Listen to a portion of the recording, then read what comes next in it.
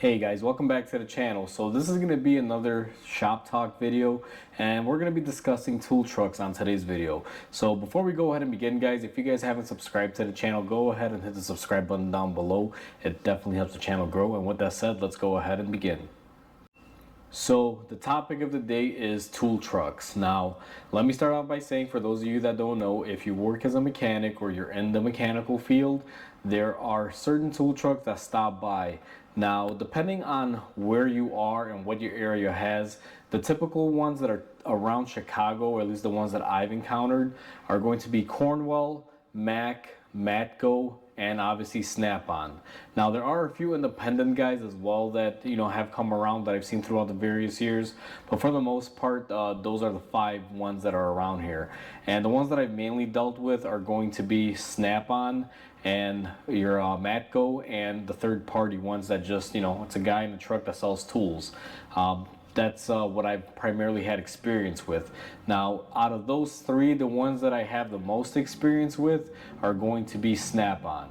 I have bought from Matco. I think I was buying from Matco for about 2 or 3 months worth, and then I kind of stopped because I learned early on that Snap-on is the tool that I want to have in my toolbox, and that if I'm going to buy anything off of a truck that's a quality name brand tool, it was going to be a Snap-on or from a Snap-on truck, just because of the service. And in the past, my Snap-on guy was a really good Snap-on dealer, and I would want to give him as much business as I could. So now that we've covered what kind of tool trucks stop by, what a tool truck is for those that don't have experience with them. Basically, they come to your shop or dealer, depending on where you work if you're a mechanic, and they have a huge truck, kind of like a UPS truck, and it's filled with tools on the inside. You could go there and showcase tools and try things out and look at a whole bunch of stuff. And you can also buy tools and trade in tools and vice versa. Now, for the main example in this video, guys, I'm going to be using my old Snap-on dealer that I used to do a lot of business with to kind of give you guys the ins and outs. And I'm also going to use my first Snap-on dealer that I ever had and show you guys 2 key differences here, because this whole point of this video is to educate you on tool trucks and what to do and what not to do, because they are salesmen and they can be quite useful and tactical to try to get you to buy stuff. And you just want to be very careful, especially if you're a newcomer in the business and you don't have a lot of experience. You can really get ahead of yourself really quick and lose a lot of money. So you got to be extremely cautious when you're starting off in this field. If you're seasoned and you've been around like me, after a few years of dealing with them, you kind of know how to deal with people on tool trucks, especially the ones selling you the tools. So with that said, let me start off in the beginning. If you are a new tech and you're just starting off on this field, I almost want to say stay away from the tool trucks unless you absolutely must go on them, simply because they prey on newer, younger techs. Now, it doesn't mean that they still don't try to upsell older techs, but the newer techs are the ones that are more susceptible to this. When I first started off in my field, the very first Snap-on guy that I had saw that I was young, I was very eager, and wanted to own the best of the tools that I could get, and he had no problem trying to sell me anything and everything. And what he was trying to do always is pressure me or try to get me to buy something that I didn't need. And the best example would be a $10,000 scanner. I had just started. I think I was a mechanic maybe for about 6 or 7 months officially, even though I've had worked on cars for years prior to that. But I'm gonna say officially 6 months after I graduated school, I had started working at a shop. The regular Snap-on guy would come by, and my shop had all of the necessary equipment like the scanners and everything that you need. But my Snap-on dealer was telling me, hey, if you're going to be a great tech, all the new techs, they got this $10,000 scanner. You should really get it. It's going to make you the greatest and your boss is going to love you and this and that. And it's just a bunch of mumbo jumbo hunk of crap, guys. This is the type of stuff they try to do to newcomers, is they try to sell you the latest and greatest, because once you buy it, you're pretty much stuck. If you buy a $10,000 scanner, you're making payments on it or you're paying it off. You're going to do whatever you got to do. But in essence, if you're brand new, do you really need that? You don't really need it. The shop has it. Why spend the money? Those are tactics and things like that they're always going to try to push on you. They're also going to try to push big toolboxes. Starting off in the field, I don't think you should go out and buy a $20,000 box. Now, if you already know that you're going to get the biggest box out there and it doesn't matter, like it's never going to change, you're never going to trade it in, then go for it. But for the most part, if you're a beginner, when I started off on Matco, for example, I was going on a Matco truck to buy a basic double bay box, and I walked out of the truck spending $3,000 more than I wanted or that I was expecting to spend, and I bought a bigger box than I wanted to buy, and it was the triple bank. Really good salesman got me. I was suckered into it. I made all the payments, paid it off, and I think within a year or two of owning that box, I realized I didn't like the box. Luckily for me, when I traded it in, I actually got more than the box was worth at the time. Because even though I wound up paying more, and I did kind of get pushed into buying a bigger box that was more money, I did wind up getting my money back when I traded it in, and then some because of the promos that they had offered. So I was fortunate in that regard. And like I said, this is primarily for the newcomers. They can smell it on you guys. They will always try to force you and say, do this, do that, you won't be a good tech and da da da. Like I said, it's a bunch of crap. Well, if you're a new guy and you're going on the tool truck, go in there cool and level headed. You're not going to go in there buying, the whole truck out. Buy what you need in moderation and, keep it at that point. It'll take a lot of years for you to amass the tools like I have. I've been in this field for about 15 years now. I still don't have everything. I don't have everything that's the latest and greatest or the best thing out there. Sometimes, depending on what type of tool I'm using, I'll just go for a basic tool that'll work. You don't need to get the Lamborghini version of every single tool out there. Sometimes basic sets work great too. You don't gotta splurge and buy the most expensive and expect, a different result. For example, a ratchet, whether you buy a Snap-on or you buy a gear wrench, you're still getting a good quality ratchet. One may feel smoother and be a little bit tighter. I do agree Snap-on ones are a little bit better, but it's not that a Snap-on can do more things than a gear wrench comparable model can. They're both the same thing. They're ratchets. They're used to drive off nuts and bolts using a socket. It's just a matter of how you want to feel and how it looks that you're wind up paying for in the end. But a tool is a tool. This is just to kind of cover the basis about, again, newer techs entering the field, not to get suckered into buying things you don't need. Just take your time, go in there calm, don't overbuy, just buy what you need. I always recommend buying whatever's on promo. And believe it or not, there is a kind of an unspoken rule here that people don't know about sometimes. You can haggle with those guys. If they tell you it's $500, trust me, that's not the bottom rock price. I'll sit there and I'll beat them up all day, but like, nah, I'll give you 300 or 350 and just, kind of lowball them to kind of come up where you want them to go, like around $400 or whatever it's going to be. It's not always the case. Some tool people are pretty strict, like, nope, that's MSRP, that's all you're paying. They don't really give you deals, but you kind of got to feel out whoever your rep is and see what they're like, because not everyone is the same. So when you're buying on a tool truck, guys, there's several ways, or mainly 3 ways you can pay. The first one is going to be credit from the actual company that's franchised to that tool truck.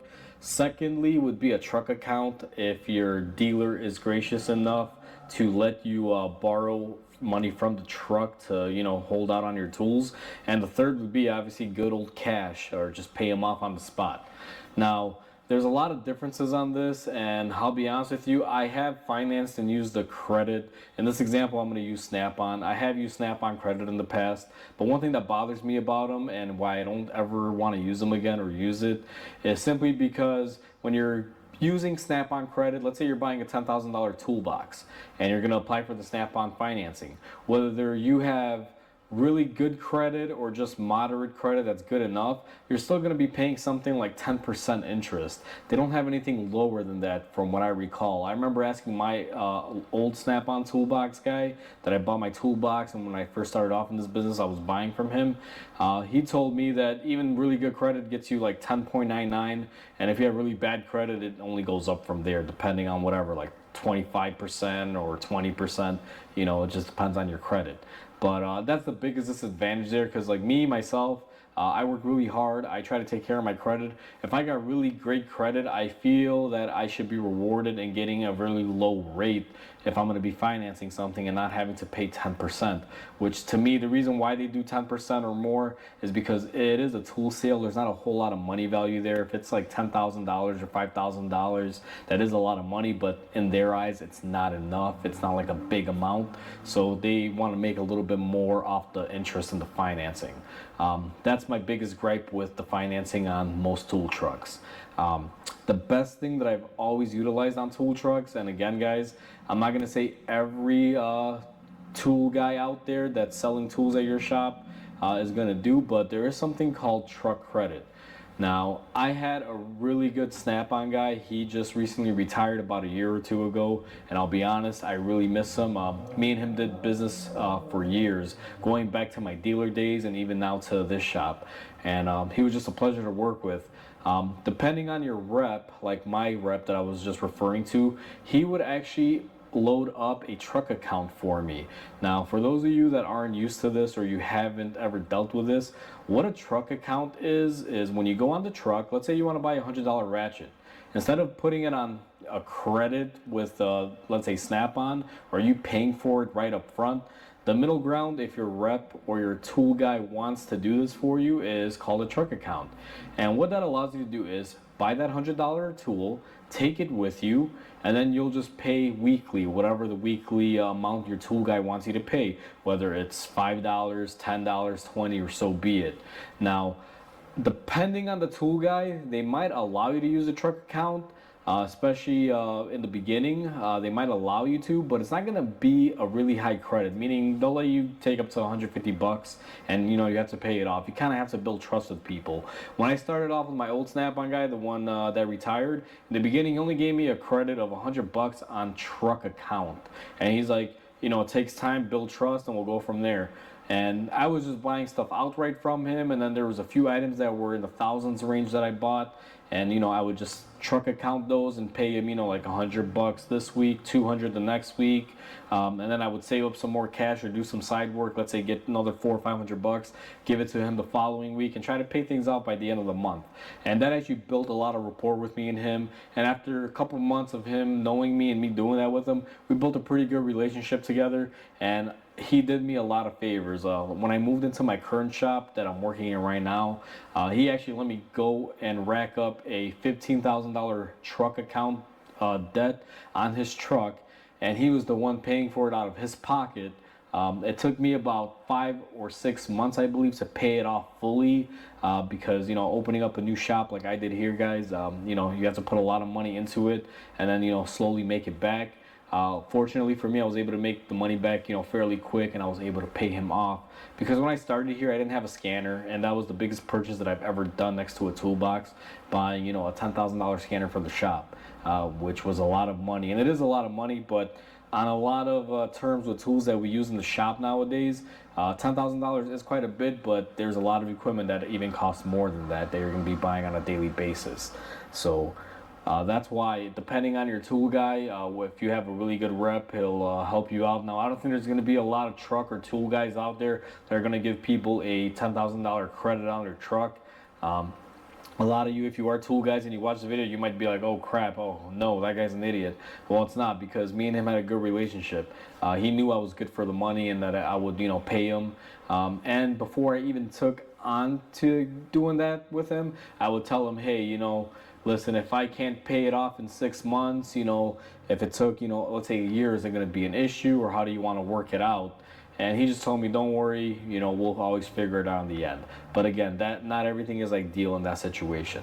But a truck account, what it is basically is the guy on the tool truck is giving you the tool in hopes that you're going to pay him back. Now, the big thing is why a lot of tool people don't do the truck credit is because when they're giving you that tool and they're hoping you pay it back weekly, they're actually taking the money out of their wallet and paying for that tool up front for you and then getting their money back slowly.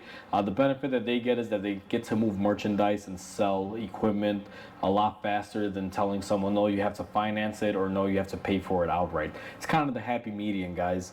And most trucks will have a limit, so you can only do X amount. Depends on the tool guy. It's up to them because that's strictly their business. When these guys franchise, let's say like Snap-on, my old Snap-on guy was a franchisee of Snap-on, meaning he bought into the name to use the name and the rights and buy tools exclusively from them. But the truck account wasn't backed by Snap-on or by anyone. It was solely backed by him. So when he gave me that tool for 100 bucks, it was like him going in his pocket, paying Snap-on 100 bucks for it, and then hoping I give him back the money. And again, just for, to push more sales, make it more interesting or more better for them to produce more sales is why they use that tactic. One big thing I'll always tell you guys, because I have had a lot of, experience with this. I talked to my old Snap-on rep. I consider him a friend more than anything, and he would tell me that it was very rough because when he would truck account things and people didn't pay it off, he would have to be the bad guy and go repo stuff. And sometimes you can find everything. Sometimes the guy will, dodge town and leave, and you'll never find your tools again. So there are some losses to be considered. And he would tell me that, it's as easy as, 1, 2, 3. One day a guy will make a really good payment to him, and then the next day they're gone. You can't find them. They moved out of that shop. They left the state. The phone number doesn't work. And what do you do at that point? You can report him to collections, but the amount of money that he would have to spend would be pretty much, it would be too much to even make up for any win or anything. So in his case, sometimes he'd wind up losing. It's that type of business. You win some, you lose some. Same thing with automotive repair. Some cars you win, some cars you lose. It just it varies. It all depends. So those are the two big types of credits or payment methods. Now, if you have the money to pay up front, I always tell people normally you get a better deal if you go up to a Snap-on truck and say, hey, I want this $100 ratchet. I'll give you $80 for it or $85 for it right now and pay it off. You might be able to score some better deals. Because if you're using the credit, you're not really leveraging anything. And if you're using the truck account, they're already giving you the truck account that's helping you out. They're not going to be as nice to lower the prices for you and also hold your balance on a truck and pay for it. Now that we've discussed the trucks and what kinds there are and how to pretty much not get ripped off by them and the forms of payments and everything that they take and what works best for you, the last point in this video that I really want to make is when you're buying from these tool trucks, I've noticed one common theme. They are salesmen. They're always going to want to push the latest and greatest. There's been times where I have bought something from a truck about a year prior, let's say a scanner, and then next year there's a new scanner that comes out. And a year difference in time is not really that big when it comes to tools. There's not that many differences or that many upgrades that can happen.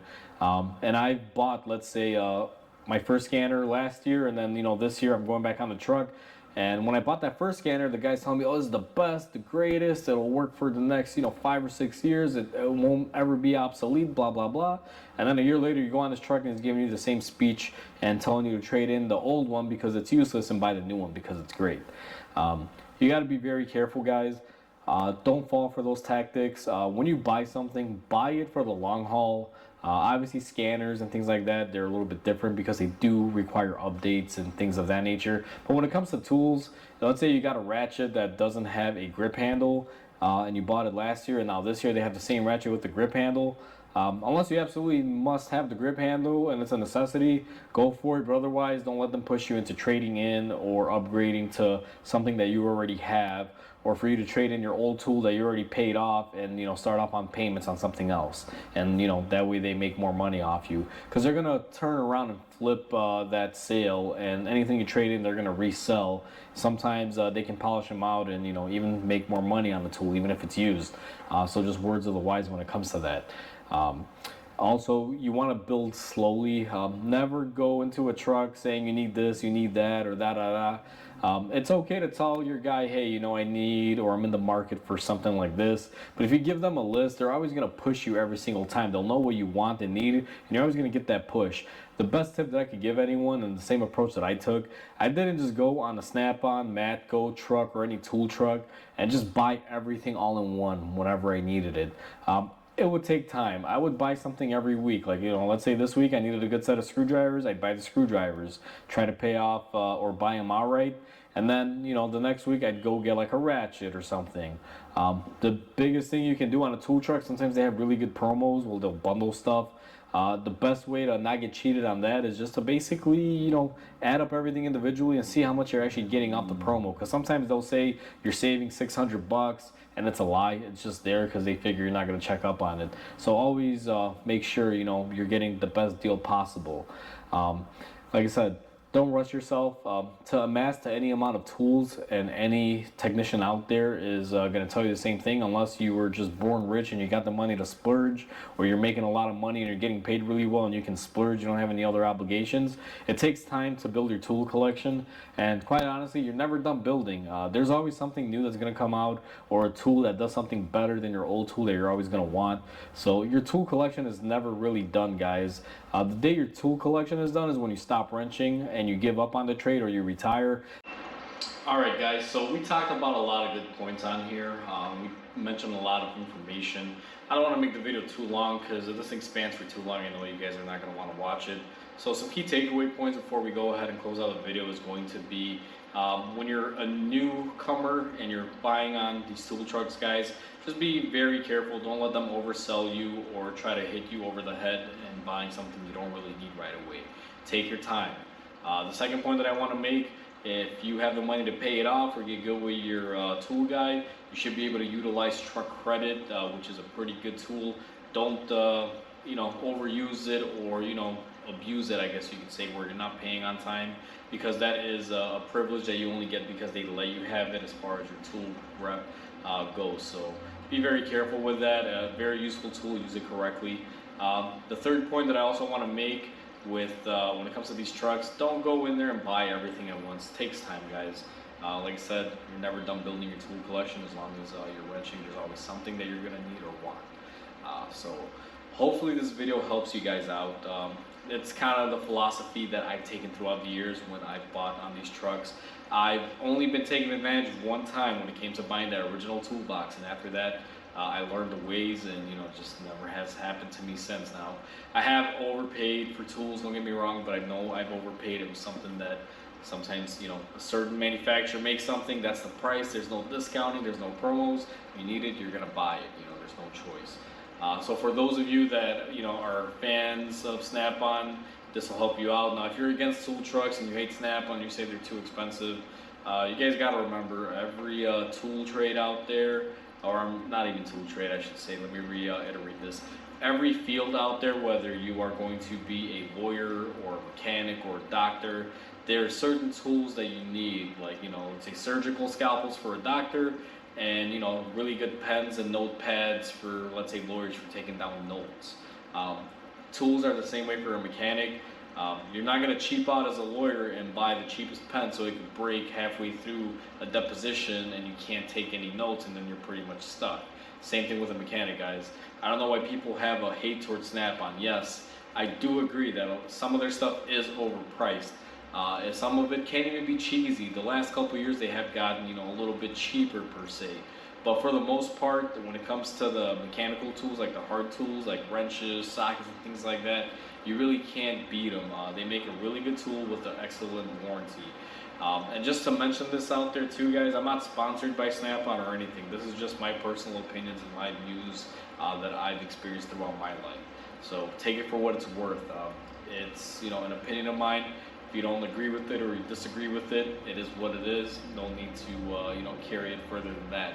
So with that said, guys, hopefully you guys enjoyed this video. Please comment, like, and subscribe. It definitely helps the channel grow. And I'll catch you guys on the next video. And until then, I hope you guys have a wonderful day.